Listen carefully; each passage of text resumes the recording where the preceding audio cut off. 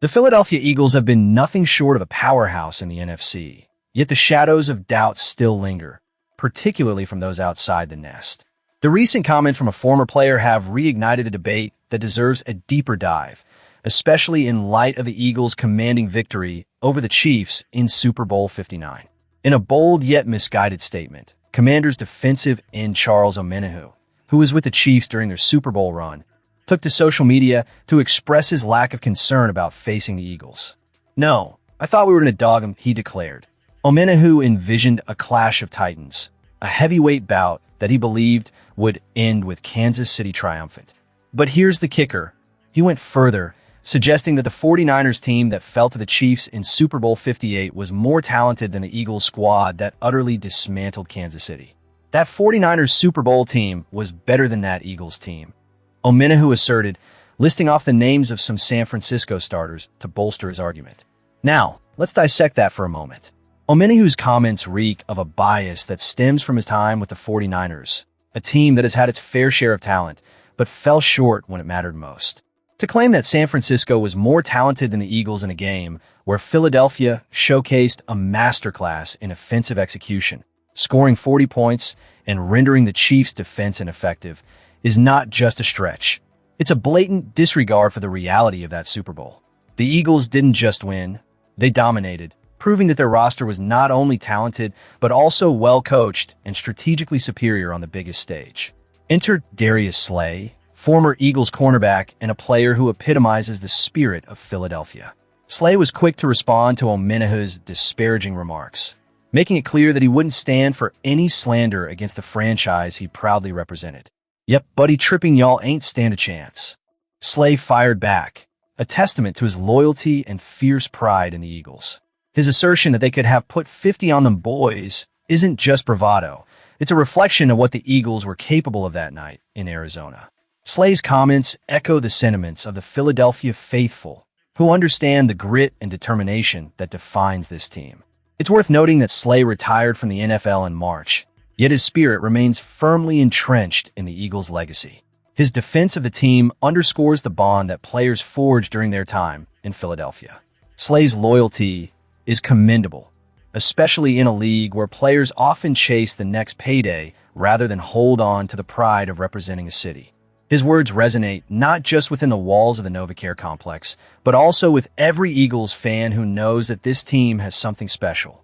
As we delve deeper into the dynamics of this rivalry and the narrative surrounding the Eagles, it becomes evident that Philadelphia's success is built on more than just talent.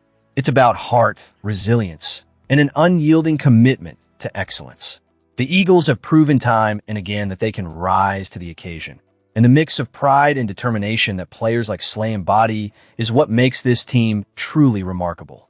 Now, as we turn our attention to the next development, it's essential to keep in mind that the Eagles are not just a team.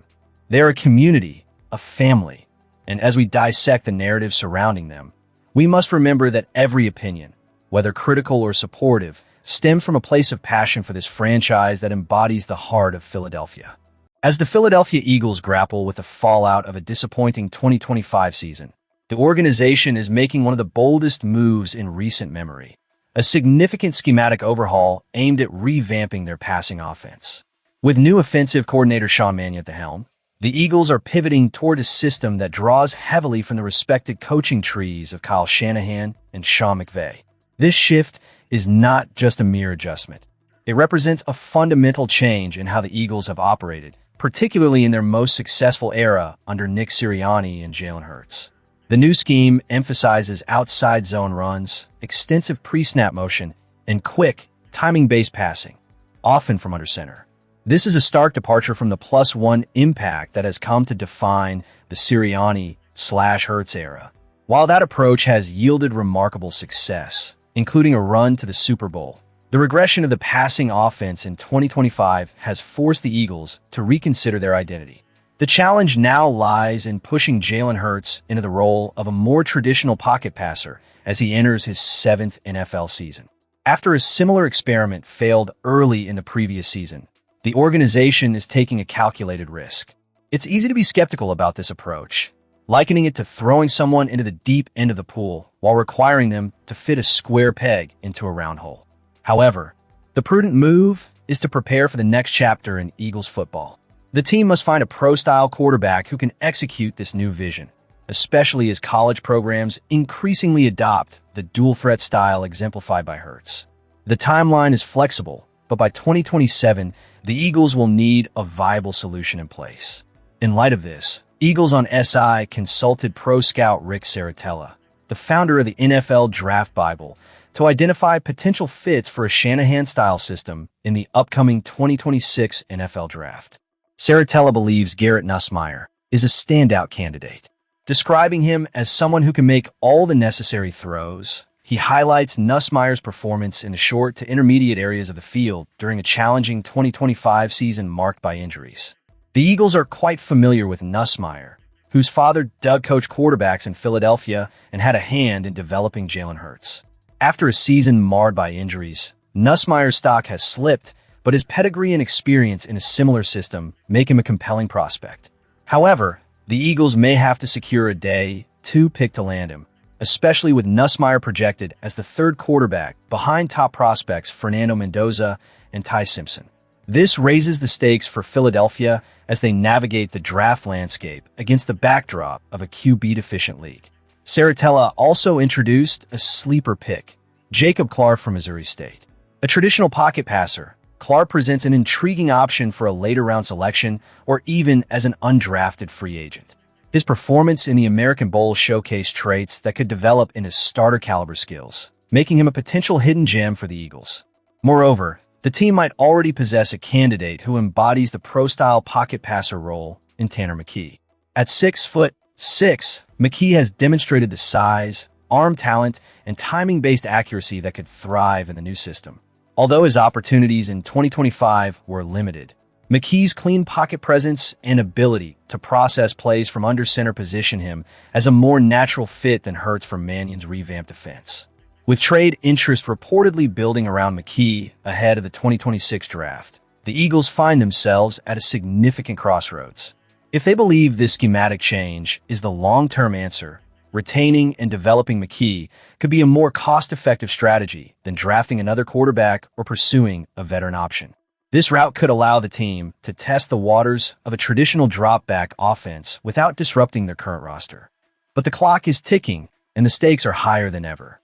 As the Eagles look to redefine their offensive identity, the choices made in the coming months will lay the foundation for their future success. The potential to thrive with a traditional pocket passer hangs in the balance, but the organization must tread carefully to avoid complicating matters further, especially with looming free agency decisions on the horizon. Now, as we shift to our next item, the focus will be on how the Eagles can build upon this new offensive framework and what it means for their overall strategy moving forward. Dallas Goedert is back for another year with the Philadelphia Eagles. It's time to dive deep into what this means for the franchise and for Goedert himself. This isn't just a contract extension. It's a chance for Goedert to carve his name into the annals of Eagles history, potentially redefining what we've come to expect from tight ends in this storied franchise. Coming off a record-setting season where he snagged 11 touchdowns, Goedert is not just looking to maintain his momentum. He's aiming to ascend the franchise's all-time leaderboard. The opportunity for Goedert to solidify himself alongside legends like Zach Ertz is at hand, but the path to greatness is fraught with challenges. Ertz, after all, left some monumental footprints in Philadelphia, including setting the NFL record for most receptions by a tight end in a season with 116, and famously catching the game-winning touchdown in Super Bowl 52. The weight of those accomplishments hangs heavy, and while Goedert has made impressive strides, he still has miles to go before he can be mentioned in the same breath as Ertz. Currently, Goedert sits second among Eagles tight ends in career receptions, but he trails Ertz by a staggering 171 catches.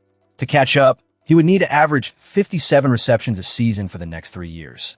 While he has achieved that milestone in only 3 of his previous seasons, last year's tally of 60 catches showed he's trending in the right direction. The reality is, if he wishes to eclipse Ertz's record, consistency will be key. But what about the yardage? Goedert finds himself at a considerable distance from Ertz, who racked up 6,267 receiving yards, while Goedert sits 1,592 yards behind. For him to close that gap, he would need to average 796 yards over the next 2 seasons. His best year so far?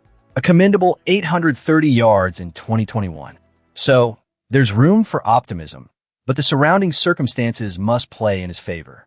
Now, if the Eagles decide to part ways with A.J. Brown, it could open a vast opportunity for Goddard. With Brown's departure, the tight end position would likely see a significant uptick in targets, giving Goddard a chance to showcase his talents even more. The coaching staff's focus on the tight end under Mannion could also enhance his production. With the right scheme, Goddard could very well move into second place on the franchise's all-time receiving yards list this season, as he only trails Brent Selleck by 323 yards.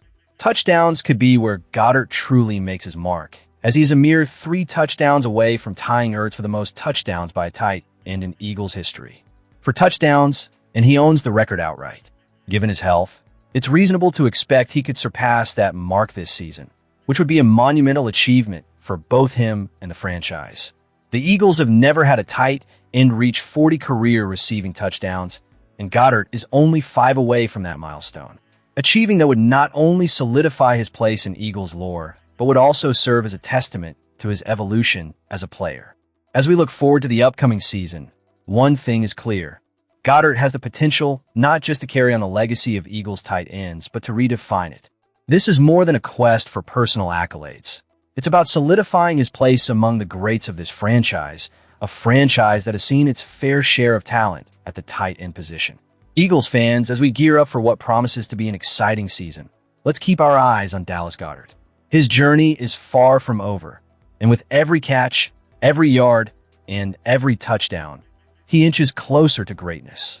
Make sure to subscribe and share your thoughts below on what you expect from Goddard this season. Let's rally behind our tight, and as he aims to leave an indelible mark on our beloved Philadelphia Eagles.